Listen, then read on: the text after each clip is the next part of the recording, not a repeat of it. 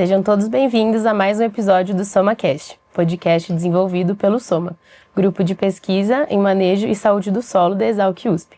Eu sou a Lívia Pavan, estudante de Gestão Ambiental e sou membro do Grupo Soma.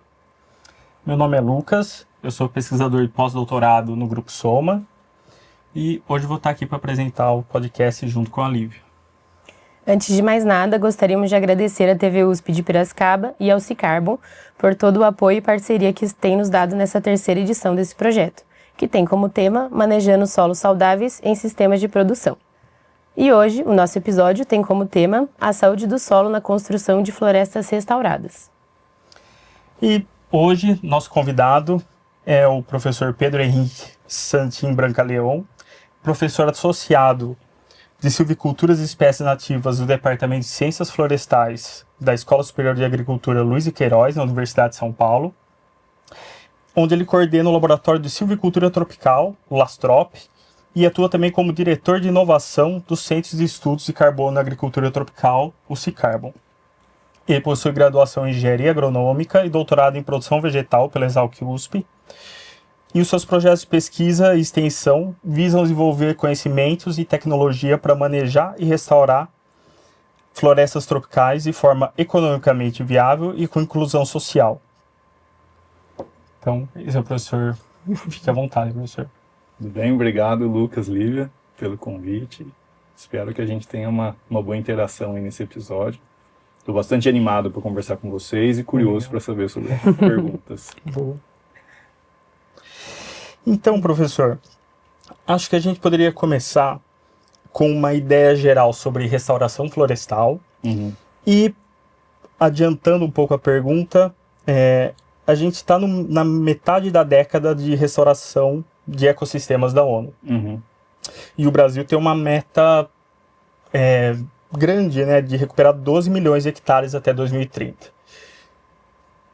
Então, além de falar sobre a restauração, para a gente dar uma introdução para os nossos ouvintes, como que o senhor acha que está o cenário atual nessa meta? O Brasil vai conseguir cumprir essa meta? Como que a gente está caminhando?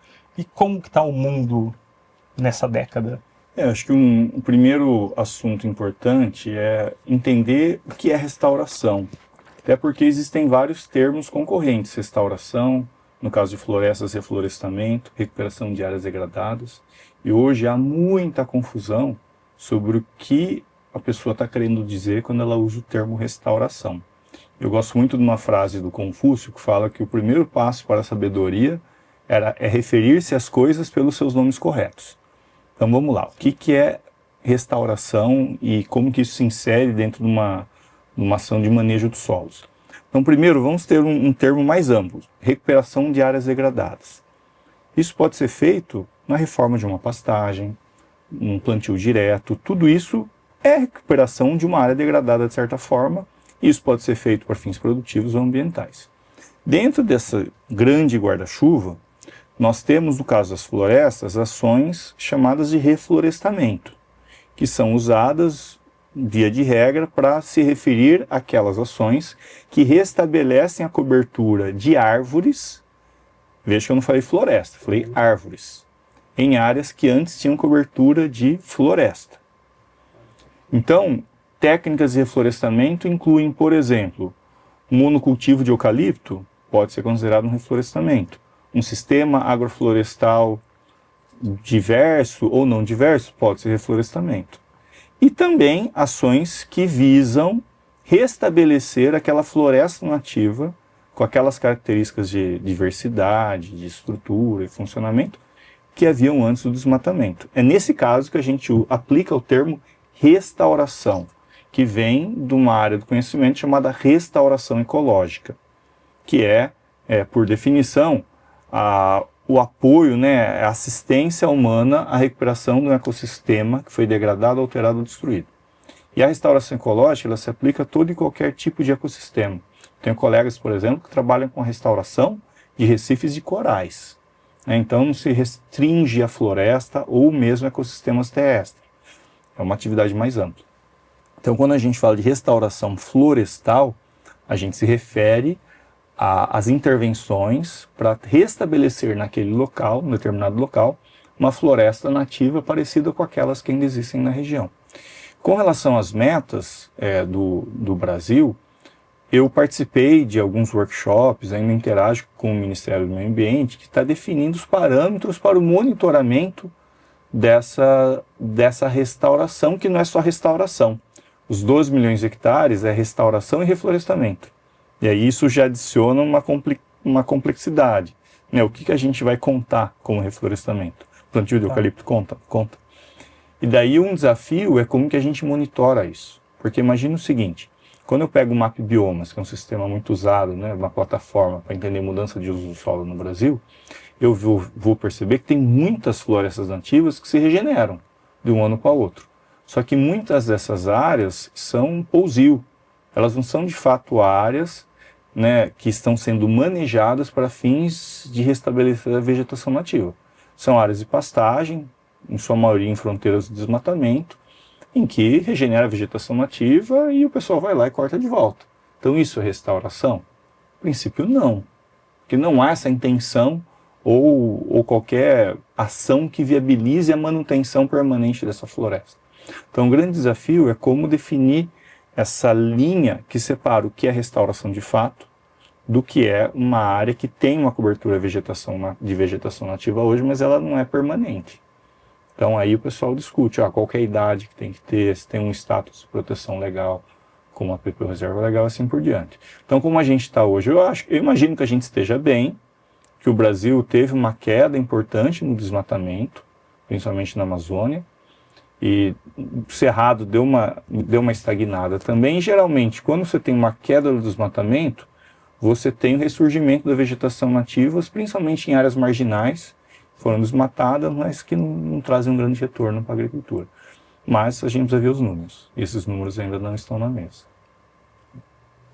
Legal.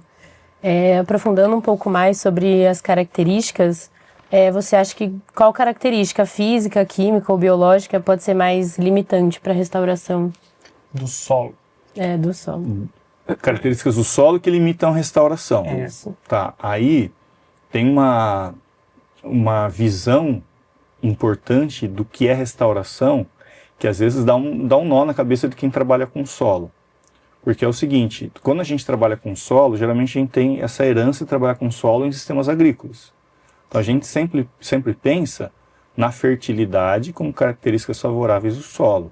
Né? Então a gente tem na cabeça o padrão de pH, de soma de bases, cálcio. O problema é que, no geral, isso funciona para ecossistemas nativos que ocorrem em solos mais ricos. Então, por exemplo, o que limita a restauração de uma floresta estacional, semidecidual, que é esse tipo de floresta que a gente tem no interior do estado de São Paulo, e que ocorre geralmente em solos mais ricos? Olha, compactação do solo é um problema muito importante para essas áreas, porque, imagine, as árvores são organismos que precisam desenvolver um sistema radicular muito complexo, né, acessar camadas profundas do solo. Então eu diria que nesses sistemas, compactação do solo é um problema sério. No entanto, em outros sistemas, o problema pode ser o inverso, eu ter muito nutriente. Então, por exemplo, um cerrado. Imagine uma área que é um cerrado, uma área de solo muito pobre, pH alto, e uma condição de restrição que é o que condicionou aquela biodiversidade. Então imagine que eu tenho uma invasão biológica de braquiária, né, que é uma espécie muito usada em pastagem, que é uma invasora no cerrado. A braquiária ela tem uma capacidade de produção de biomassa muito maior que as espécies nativas do cerrado, que ela é uma planta estrategista, ela vai ser ruderal, ela vai usar água, ela vai usar tudo com muita eficiência.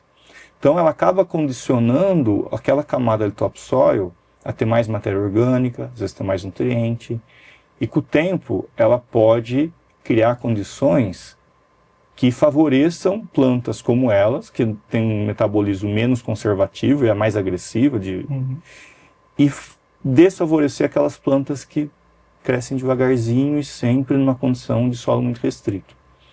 Então, numa condição de cerrado, às vezes o excesso de nutrientes é um problema. Então é difícil responder essa pergunta sem a gente determinar o tipo de ecossistema que está sendo restaurado. Então eu trouxe essa questão mais para mostrar como a gente pensar em restauração do solo num contexto natural pode ser algo complexo. Quando se usa, por exemplo, um índice de qualidade do solo, né, o de saúde do solo, né, um termo mais moderno aí que vocês... Não dei nem tempo de vocês me corrigirem. Um índice de saúde do solo. Quando você estabelece o ecossistema de referência, aplicando isso a um contexto cerrado, vocês podem perceber que a saúde do solo para o cerrado é ter pH muito alto, muito baixo, né? É ter muito alumínio. Isso vai de encontro ao que a gente pratica na agricultura. Então, depende, né? Depende do ecossistema que a gente está trabalhando. Professor, eu vou aproveitar e vou até adiantar uma questão aqui, porque o senhor entrou nesse tema de saúde do solo e esse ambiente evolutivo diferente dessas plantas. Né? Quando a gente fala de culturas agrícolas que foram selecionadas em ambientes com alta fertilidade, né? E um ambiente com uma planta nativa do cerrado evoluiu, que vai ter pouca fertilidade, tem condições de solo contrastantes. Então, eu acho que o senhor até deu a resposta, não sei se o senhor gostaria de desenvolver mais, mas se faz sentido ou quais são as características que fazem sentido a gente usar como referência uma mata para a saúde do solo. A mata muitas vezes a gente usa nos estudos, a gente sempre tem um controle positivo que seria a mata, a mata nativa. Mas a gente vê que o ambiente é diferente, então até que ponto, quais variáveis fazem sentido a gente usar a mata como referência para alguns serviços ecossistêmicos que talvez faça mais sentido no ambiente agrícola, pensando em culturas agrícolas e provisão de alimentos, né? Tá. Aí você tocou num ponto fundamental e ao mesmo tempo difícil, que é de referência. Para que serve uma referência? Então, nas minhas pesquisas, eu gosto sempre de trabalhar com duas referências. A negativa, que no caso da restauração de uma floresta nativa é uma área agrícola, que representa aquela área mais ou menos antes de eu iniciar a restauração, e a positiva, que é a vegetação nativa que expressa o que, a princípio, eu almejo ter caso esse processo de restauração seja bem sucedido. Isso funciona bem para a restauração. Agora, quando você traz para um contexto de uma área agrícola, aí você tem um problema. Você nunca vai chegar naquela situação encontrada na mata. Ao mesmo tempo em que eu acho importante entender, né, como que um sistema agrícola está distante daquela condição ótima de funcionamento do solo, que é o que a vegetação nativa estabelece, mas ao mesmo tempo seria importante nós termos referências como se fossem metas intermediárias de onde eu quero chegar e onde eu posso chegar com aquele manejo agrícola do solo, né? Então, acho que essas duas coisas são importantes. Uma referência para ter uma ideia do potencial máximo daquele contexto de solo, relevo, clima, em termos de qualidade do solo, mas também ter uma meta factível que possa ser utilizada para o manejo adaptativo daquele seu sistema de produção, né? Porque não adianta falar, cheguei na metade da matéria orgânica do solo de uma floresta nativa. Tá, mas eu nunca vou chegar, às vezes, pelo menos em profundidade, como é uma floresta nativa, que é um sistema diferente, né? Então, como que eu defino essa meta para o meu sistema de produção com base naquilo que eu posso chegar? O pH, você falou, nível de fósforo, E o que é difícil, eu vejo, principalmente nos estudos de saúde do solo, também nos estudos de restauração, que eu acho que a gente precisa evoluir como pesquisa, é com relação à amostragem. Né? A gente tem, às vezes, na cabeça uma referência, mas cada local é de um jeito.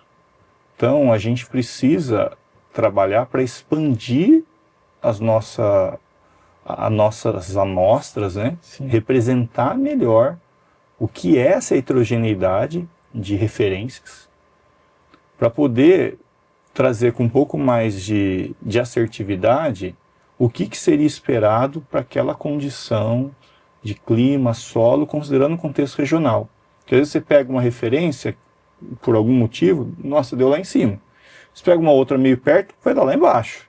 E aí, o que é a referência? Então eu precisava ter um valor médio que ele representasse minimamente a variabilidade espacial que eu tenho naquele sistema. E isso a gente não tem conseguido. Os estudos que eu tenho visto, no geral, trabalham com amostras muito pequenas. Sim. Então esse é um gargalo que a gente tem no uso das referências para entender a evolução da saúde do solo.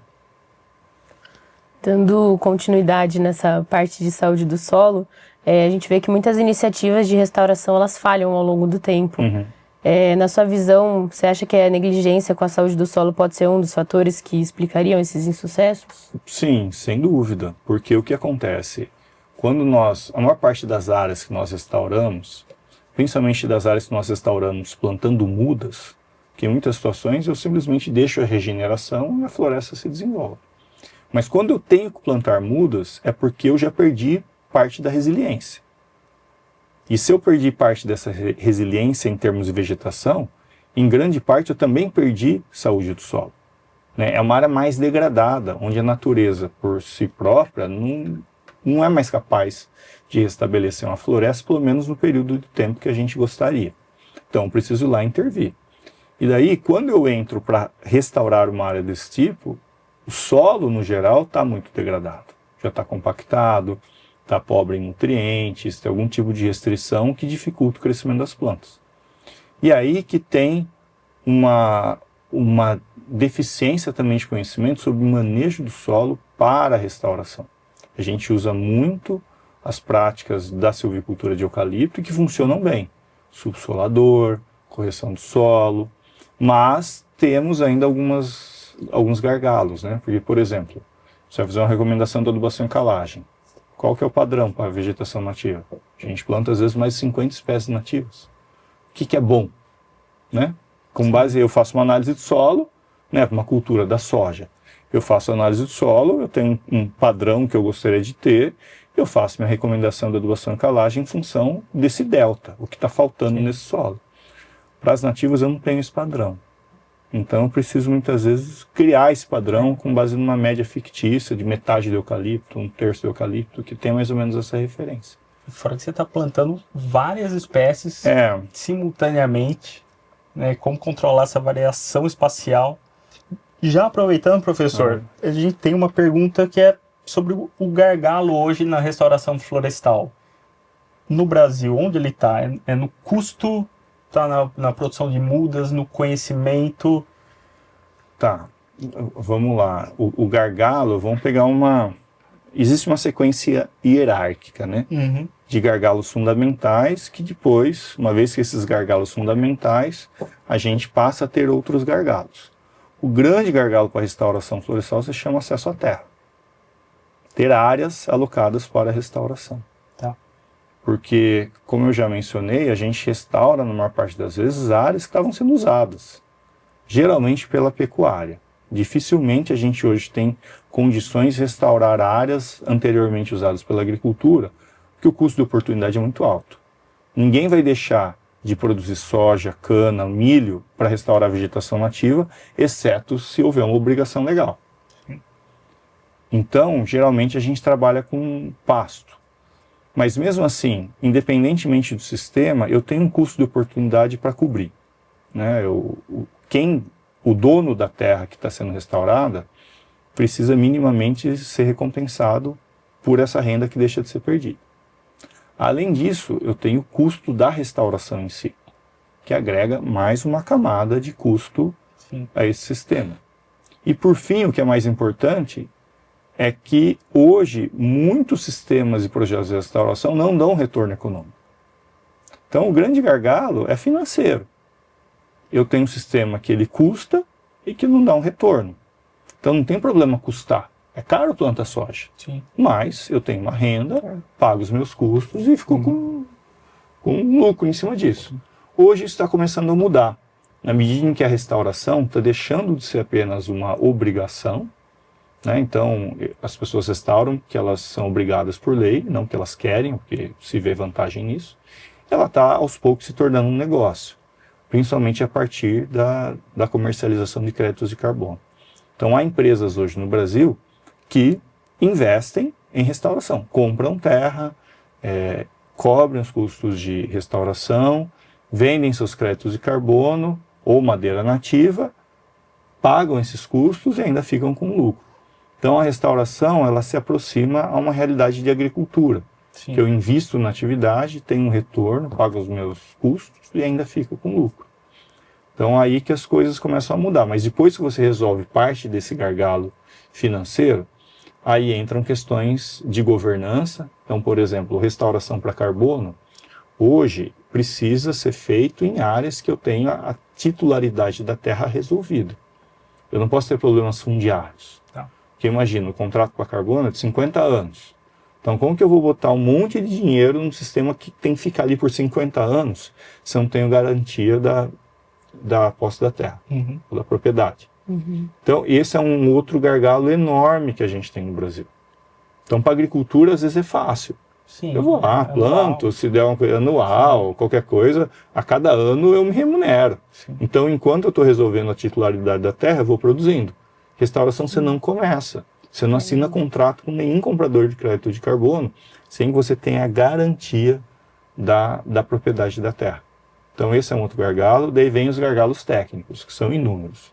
Desde a parte de sementes, mudas, preparo do solo, como a gente faz operações em áreas mais declivosas, que áreas não mecanizáveis, aí tem assim, N problemas técnicos, mas a base é financeira. É transformar a restauração num uso do solo economicamente viável e competitivo. É aí que está o grande gargalo. Legal. Quais os métodos utilizados atualmente para restaurar as florestas? Como que essa situação do solo impacta na escolha desses métodos? Então, vamos pegar uma sequência da situação mais fácil para a mais difícil. Então, na mais fácil, a gente trabalha essencialmente com a regeneração natural. Então, são áreas que ainda mantêm a sua capacidade de regenerar, e em grande parte essa capacidade se deve ao banco de sementes, de propágulos que ainda persistem no solo, somado a todas as condições para que esse material consiga se desenvolver e crescer.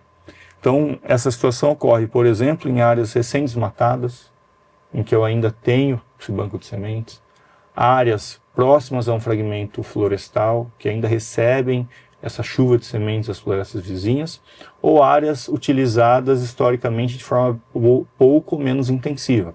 Então, imagine uma pastagem extensiva numa área declivosa da Serra da Mantiqueira, em que a cada 2 anos o produtor vai lá e roça na foice essa regeneração para que aquela área não vire floresta.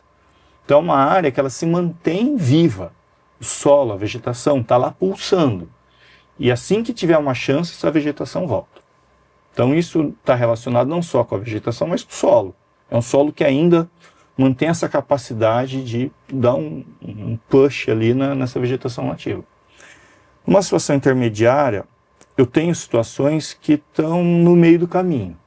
Eu tenho um potencial de regeneração, mas esse potencial já não é tão bom. E isso, de novo, se reflete também no solo. Daí que eu faço numa situação como essa? O ideal é que eu apoie, que eu ajude essa floresta em regeneração a se desenvolver.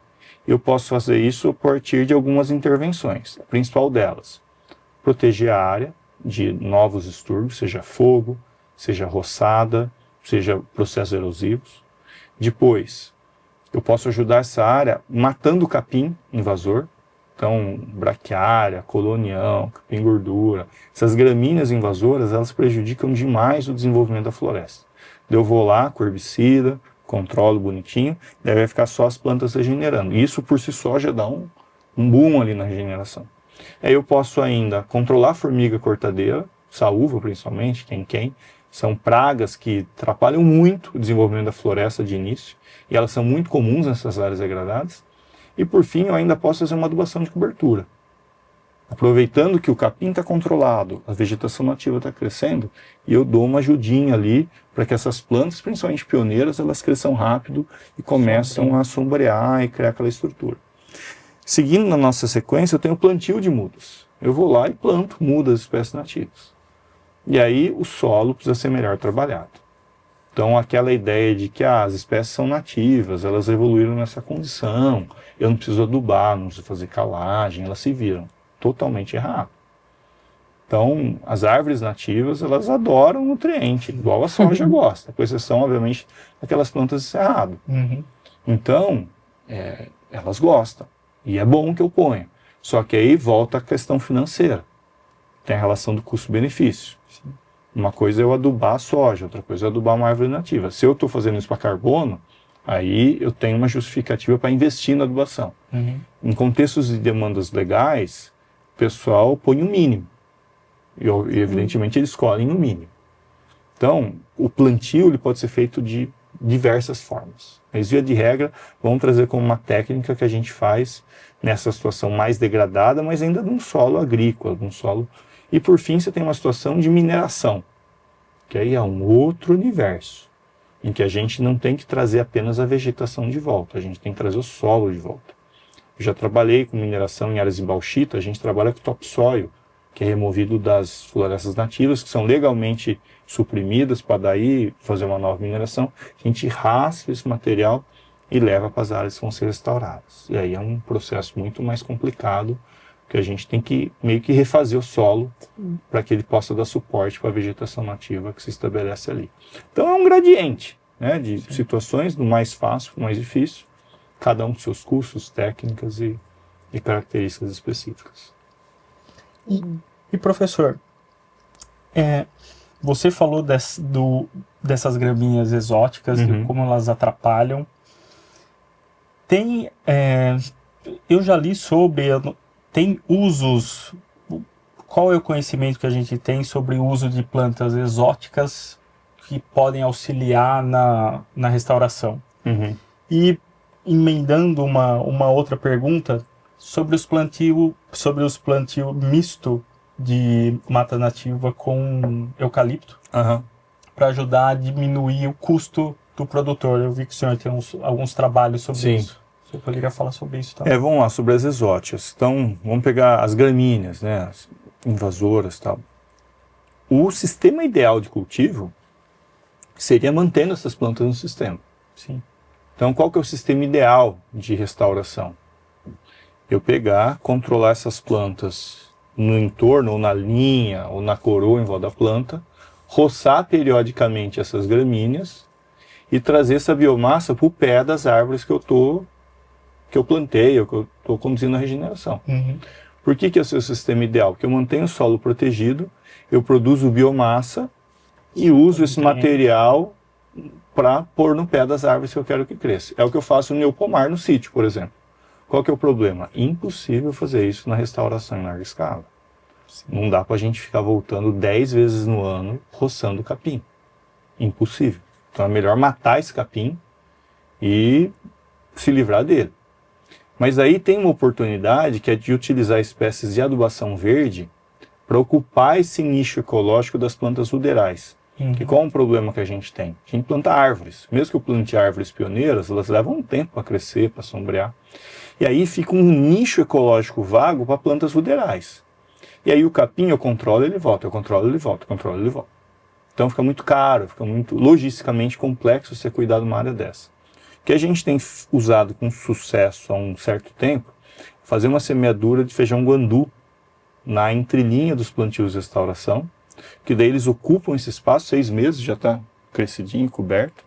Ele é uma fixadora de nitrogênio, tem um depósito de folha, né, uma matéria orgânica incrível. E daí o que acontece nesse sistema? Rapidamente a gente sombreia o solo e se livra da braquiária.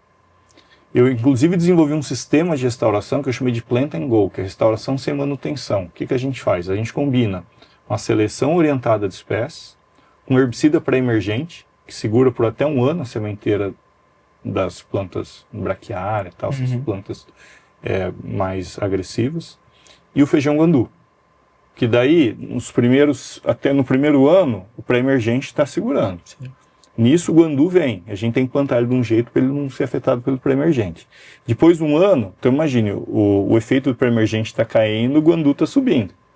E daí o guandu ele domina o sistema, e as árvores elas vão ser prejudicadas. Então o guandu ele não é bonzinho, Ele quer recurso para ele. Então, um desafio desse sistema é dosar bem a densidade de semeadura. Mas bem feito, ele vai dominar o sistema, as árvores vão ficar meio emparedadas pelo guandu, e ao invés de produzir um monte de ramo lateral, elas tendem a estiolar. Só que o guandu ele para com uns 2, 3 metros. A árvore não. Daí, no que ela sai por cima da copa do guandu, aí elas são as donas do sistema. E aí o guandu vai segurar por uns 3 até 4 anos. Ele vai morrer sozinho, e aí daí o solo está todo sombreado, cheio de folha, e aí as árvores vão embora. Então a gente tem uma oportunidade enorme de usar o guandu nesses sistemas de restauração. E daí o eucalipto, né? Desculpa, tem mais esse item da... Então o eucalipto, na verdade, a gente usou com a ideia de cobrir aqueles custos da restauração que eu mencionei. Então, restauração, mesmo que seja uma obrigação, ela vai custar dinheiro. Então, uma das obrigações que o produtor brasileiro tem é de manter ou recuperar a reserva legal, que é um sistema de restauração que prevê e permite o uso daquela área para exploração florestal. Então, a lei me permite intercalar espécies exóticas com nativas e explorar economicamente essas exóticas. É aí que a gente teve ideia de, vamos testar o eucalipto. Todo mundo planta eucalipto, ele tem uma aceitação muito boa pelo produtor, tem mercados bem consolidados. Daí, no caso, a gente fez um experimento e 6 anos depois do plantio, nós colhemos o eucalipto e a renda que foi gerada com esse eucalipto amortizou de 50% a 75% de todos os custos de restauração daquela área. Então, é uma forma da gente criar sistemas de restauração que eles sejam financeiramente viáveis. Então, esse é uma das linhas de pesquisa do nosso laboratório, do Lastrop. E, professor, uma questão polêmica, falando de eucalipto, ele interfere na parte hídrica, no ciclo hídrico? Tem muitos produtores, eu ouço muito no interior, o pessoal falando que o eucalipto seca o solo. Existe esse risco? Isso afeta a restauração? Plantio da restauração? Existe o risco, porque, vamos lá, quanto que você acha que um eucalipto de uns 3 anos vai evapotranspirar? Por ano? Não, por ano? Vai dar uns 1.300 milímetros. Quanto que chove? É o que chove. Então, o que acontece? Numa área de plantio comercial de eucalipto, você não tem excedente hídrico. Sim. O plantio industrial, né? Áreas jovens, você não tem excedente hídrico. Você vai começar a mudar essa relação na medida que a planta vai ficando mais velha, mas num plantio ativo, você não tem excedente hídrico. E tudo bem se você tiver um talhão, tiver uma área pequena, porque você vai ter excedente hídrico no resto da bacia. Sim. Agora, imagine que eu tenho uma microbacia e ocupo ali 80% da área dessa microbacia com eucalipto, eu vou ter um problema hídrico. Porque ele vai beber a maior parte da água que cai naquele sistema e não vai permitir que você tenha um excedente hídrico que vai alimentar o lençol freático e, por sua vez, as nascentes e os riachos da região. Agora, para eu chegar nesse nível de ocupar toda uma bacia com eucalipto, é difícil também. Sim. Tem situações em que isso é um problema. Norte do Espírito Santo, sul da Bahia, existem municípios que determinam por lei a área máxima, a porcentagem máxima do território do município que pode ser ocupado com eucalipto, justamente para tentar evitar esses problemas. Agora, na restauração é uma situação diferente, porque a gente não planta só eucalipto, são sistemas intercalados. Então, a gente tem uma linha de eucalipto e uma linha de nativas, ou 2 de eucalipto, 2 nativas. Então, é um sistema que ele é mais amigável para a água. Mas é uma ilusão também, é até bom informar aqui nossos ouvintes, que floresta nativa produz água. Esquece. Floresta nativa sem eucalipto, enquanto ela é jovem, ela bebe muita água. Mas não é bom para a água? É bom, mas de imediato ela reduz a produção de água na bacia, porque não tem milagre. Para crescer, fotossíntese e a água, ela vai usar muita água. A diferença é que quando eu restauro a vegetação nativa, com o tempo eu melhoro muito a infiltração da água no solo. Então, no sistema agrícola, o que acontece muitas vezes onde o solo não é bem manejado? Chove. Boa parte dessa água que cai no sistema, ela vai embora. Ela tem escoamento superficial. Então essa água ela não infiltra no sistema. Então por mais que a cultura agrícola não consuma tanta água, o sistema não vai receber. Agora, na medida que eu restauro a vegetação nativa, eu faço com que esse solo ele fique cada vez mais parecido com uma esponja. Muito dessa água que cai, ela vai percolar em profundidade. E por mais que as árvores usem parte dessa água, uma outra parte ela infiltra. E uma vez que ela infiltra, ela alimenta o lençol freático lá embaixo. Então eu vou ter um menor pico de vazão na época da chuva, mas na época da seca eu mantenho uma vazão base ali, porque o lençol freático foi alimentado. Então se eu tenho um sistema agrícola, às vezes chove, eu tenho uma enchente, igual a gente está tendo nessa época, e 2, 3 meses depois o rio está seco. Por quê? O que está movimentando ali é a dinâmica superficial da água. Então é isso. A gente tem que fazer decisões técnicas conscientes, porque existe um risco, mas é um risco que pode ser manejado. Legal. Perfeito. Em alguns trabalhos do seu grupo que a gente deu uma olhada, indicam algumas perdas de serviços ecossistêmicos com a redução das ARPs no Código Florestal. Especificamente sobre o solo, essa redução impactou significativamente a capacidade de retenção de sedimentos e a proteção dos recursos hídricos?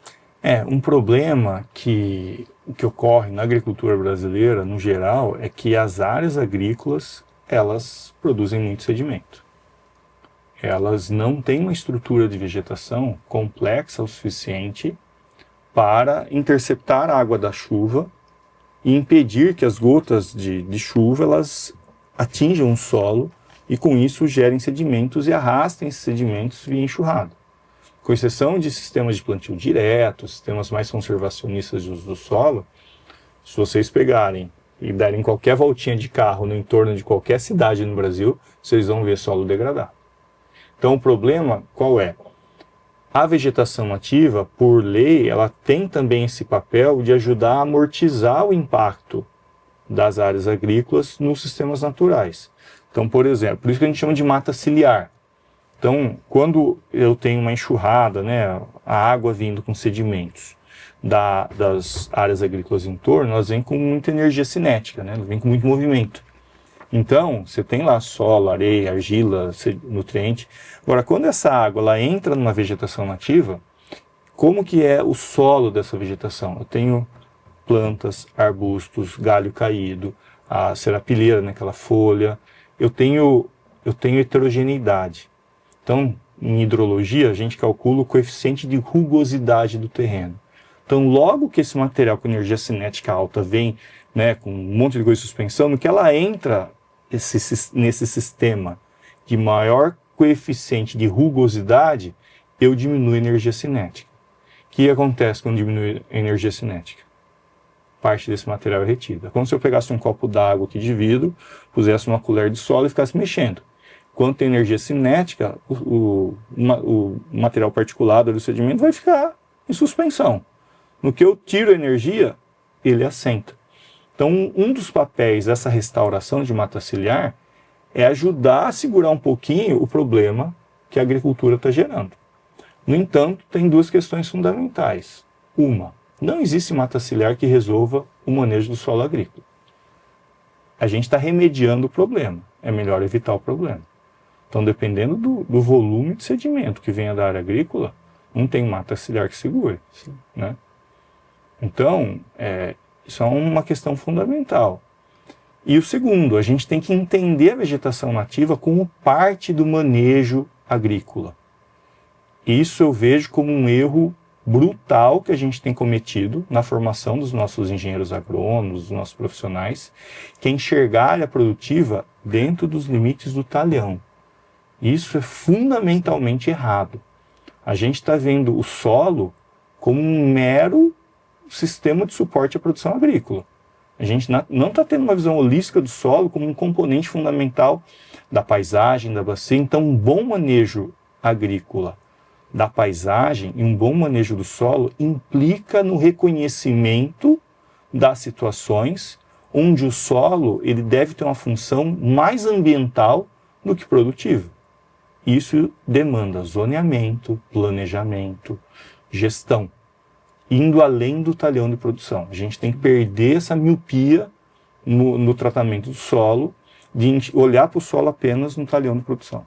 A gente tem que olhar para o solo dentro da paisagem e enxergar o papel da vegetação nativa como um dos componentes do bom manejo do solo e da produção agrícola. São complementações fundamentais no tempo e no espaço, que hoje a gente ainda falha em incorporar. E professor, quais são os principais desafios científicos que o senhor enxerga nos próximos 5 anos aí na restauração? Tá, vamos lá. Pergunta complicada. Acho que assim, de novo, por camadas, né? Acho que o grande desafio científico é criar sistemas de restauração vinculados a sistemas econômicos que tornem essa atividade economicamente viável. Então, esse é o grande gargalo. A gente entender como pagar essa conta. Isso implica tanto em sistemas de certificação do carbono, crédito de biodiversidade, criar novos mercados, criar sistemas de restauração mais eficientes para carbono, como que a gente consegue trazer a restauração do carbono no solo como uma prática de restauração, que o grande custo é de você ter a terra para restaurar. Uma vez que você tem a terra, você tem que dar seu máximo para, no caso do carbono, estocar o máximo que você puder. Hoje a gente trabalha muito com a vegetação, mas não tanto com o solo. Como que eu trago biochar para dentro dessa conta? Então tem N questões de viabilização financeira dessa atividade. E aí tem outras questões técnicas, né? Então hoje a gente partiu de uma restauração que a princípio ocorria de forma espontânea com a regeneração, que a gente descrevia o que acontecia, como aumentar a biomassa, as espécies. A gente passou para uma segunda fase da restauração, em que a gente começou a manipular e tentar estabelecer, mesmo que na marra, uma floresta onde eu preciso que ela ocorra. E a gente está numa terceira fase hoje, que é não olhar a floresta como um fim em si mesmo, mas como um meio para eu obter certos benefícios. Então, é uma visão mais pragmática da restauração como ferramenta de entrega de serviços e produtos de interesse da sociedade e, eventualmente, remunerados pelo mercado. E aí que fica a pergunta, como eu crio um sistema de restauração eficiente para carbono, eficiente para água, eficiente para madeira, eficiente para biodiversidade? E aí, entender que não vai ser um sistema que maximize todos esses benefícios, mas eu vou ter sistemas de restauração desenhados para atender esses benefícios em função do sistema que eu atuo.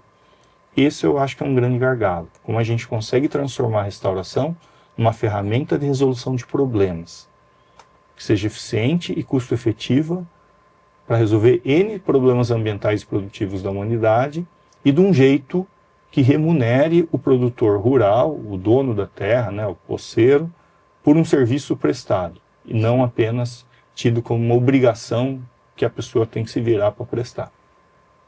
Acho que grande parte dessa questão financeira é como incentivar o pequeno produtor, né, a inserir a restauração ou na sua cultura ou em qualquer que seja o que ele planta, né? Como você acha que pode ser um incentivo para o pequeno produtor, para incentivar ele a... Então, o pequeno produtor, sinceramente, é a situação mais difícil, eu acho. Por quê? Geralmente os pequenos produtores eles já foram deslocados na paisagem para as áreas mais marginais.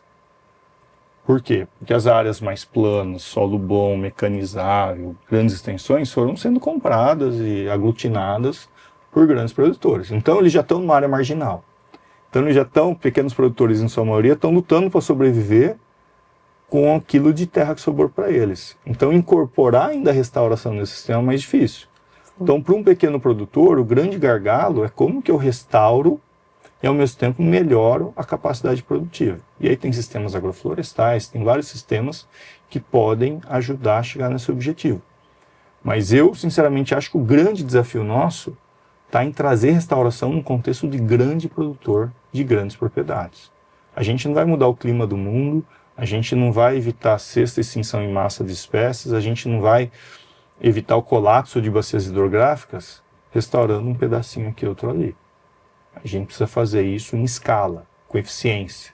E aí, a maior parte da área agrícola no Brasil, quem detém a maior parte da área são os grandes produtores, são as empresas agrícolas. Então, eu preciso trabalhar com pequeno? Sim. Mas com o pequeno, o foco tem que ser principalmente social. Melhorar a vida dessas pessoas e melhorar a condição de produção deles. O grande benefício ambiental para a sociedade não vai vir da restauração de 5% da área agrícola. Vai vir da restauração da agricultura mainstream, aquela que domina o uso do solo. É ali que está a oportunidade para, de fato, mudar esse cenário de degradação. Na verdade, essa grande agricultura que criou boa parte desses problemas de degradação, é ali que está a solução também para resolvê-los. É ilusão achar que às vezes o pequeno ali vai dar conta do total, né? É isso, tem que fazer parte da realidade agrícola brasileira. Perfeito, professor. E a gente está chegando no nosso tempo. Gostaria de fazer uma última pergunta para o senhor. Se o senhor fosse recomeçar hoje a sua carreira de pesquisa, qual seria o seu foco? Imagina dentro da área de restauração ou dentro de outra área, e também qual as dicas ou conselho de mercado de trabalho para o pessoal que está entrando nessa área de restauração? Então vamos lá. Eu, para ser bem sincero, assim, se eu fosse pensar o que eu mudaria para ter mais sucesso profissional, e eu acho que estudar um pouco mais de economia, de como funciona a área de finanças, eu acho que é algo fundamental. Porque eu vejo que muitas vezes a gente com conhecimento técnico fica trabalhando a serviço de quem sabe mexer com dinheiro. Eu sou péssimo nisso. Então acho que não ser péssimo na área financeira seria um bom ajuste de trajetória para que talvez eu pudesse... Hoje eu já tento fazer um pouco isso, né? Eu consigo dialogar com o pessoal de finanças, com investidores, mas eu acho que seria legal aprender um pouco mais. Mas ao mesmo tempo, é uma área que não me interessa. Eu gosto de planta, eu gosto de mato. Então, aí você quer ser feliz ou você quer ser rico, né? Eu tento ser os dois, mas eu prefiro fazer o que eu gosto, né? Então, eu prefiro gastar minha energia em planta, floresta, vegetação nativa, que é o que eu gosto mais. Mas eu acho que minimamente a gente tem que entender esse outro lado.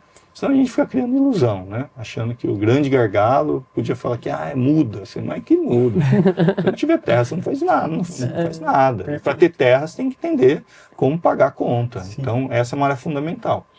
E aí, o que eu traria de recomendação para quem está começando, né?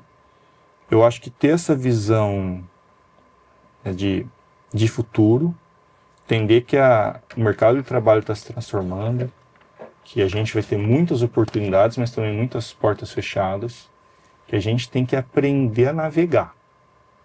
Aprender a navegar no sentido de desenvolver um conjunto de competências, mas não só competências profissionais, mas pessoais, que nos deem resiliência, nos mantém aquela chama acesa da curiosidade. Então, acho que assim, para quem vem para a área de restauração, é fundamental ter a parte técnica, né? Mas eu acho que a característica principal é aprender a navegar no mundo de incerteza, aprender a se reinventar na carreira e aprender a usar as ferramentas que a gente tem à disposição hoje, mas, sobretudo, manter o espírito humano da curiosidade, do trabalho. Eu acho que esses são os valores que fazem mais falta hoje do que questões técnicas. Perfeito. Muito bom, professor. Uma ótima entrevista. A gente está chegando ao final da nossa conversa. Gostaria de agradecer por ter aceito o convite e participar do SomaCast. Foi um prazer essa entrevista. A gente estava hipnotizado ouvindo o senhor falar. Sim. Muito bom. E agradecemos também à Divisão de Comunicação da Exalc e ao Cicarbon pelo apoio e realização dessa terceira temporada do projeto SomaCast. Antes de encerrar, aproveito para convidar todo mundo que está assistindo e ouvindo a acompanhar o Soma nas redes sociais. A gente está no Instagram, no LinkedIn e também no nosso site, que é exalcsoma.com. Nessas plataformas a gente compartilha o conhecimento científico produzido pelo grupo e publicamos conteúdo sobre saúde e manejo do solo. E se o senhor quiser falar... Não, eu queria só agradecer a oportunidade de participar. Muito legal esse trabalho que vocês realizam, né? Eu acho que hoje em dia a gente tem que usar essas ferramentas, né? Igual eu estava falando de usar ferramentas, né? Hoje eu ouço muito podcast, estou na Sim. academia, estou caminhando.